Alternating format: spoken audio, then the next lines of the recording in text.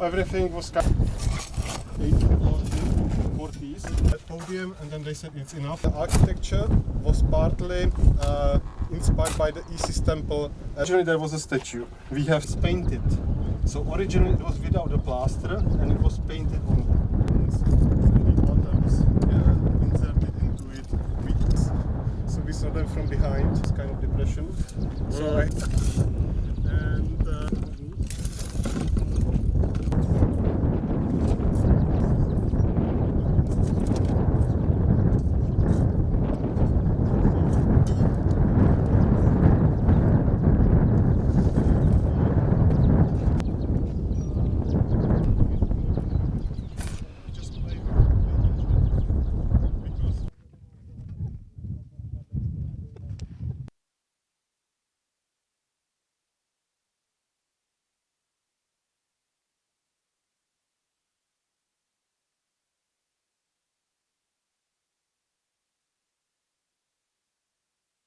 نحن هسه واقفين في الموقع ذات نفسه، حنمش نشوف بيت الآثار واللي هو جزء من الحاجات اللي اتلقت هنا اتحولت هناك. واحد من المكتشفات الجميلة جدا جدا اللي هي القاعدة بتاعت التمثال الرئيسي في قدس الأقداس ومزخرف في السطح بتاع العلوي ب9 أغواس، واللي هي بتمثل الأعداء الدولة الكوشية في الوقت ذاك. الحواف بتاعت القاعدة مزينة بالثلاثة صولجانات الرئيسية اللي هو العنق والجد والوعص اللي هو الحياة والاستقرار والقوة. بنتمنى إنه الحفرية ونتائجها تكون إضافة مشرقة في التاريخ الحضاري السوداني.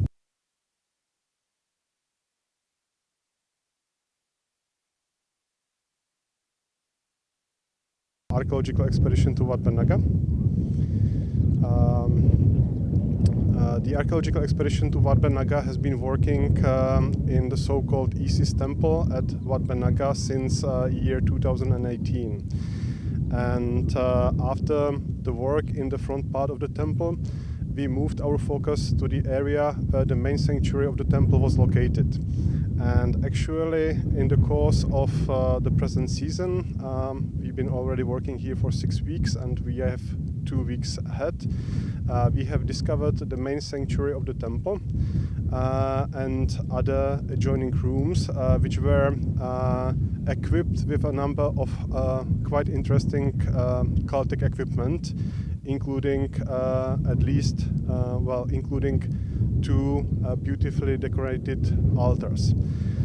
In the main sanctuary, we discovered a podium which was decorated with the so-called 9 bows. The 9 bows actually represented the traditional enemies of the king. And on top of this podium, there was a statue stand which supported the main cultic image of the goddess, which was worshipped in the temple. As the name of the temple indicates, it seems that the main goddess of the temple was the goddess Ízis, who was one of the most successful goddesses in the history of the mankind. She was not only worshipped in the Nile Valley, but she spread all across the Roman Empire and almost reached the Czech Republic, so basically the country where we come from. But unfortunately, due to the presence of the Danube River, she never crossed the Danube River to the north and was no more worshipped where we live now. There was the so-called Ízis temple is not explored for the first time. In the year 1844, a royal Prussian expedition led by the famous archaeologist Karl Richard Lepsius worked in Wat Banaga. So it's exactly today, it's 177 days, it's 177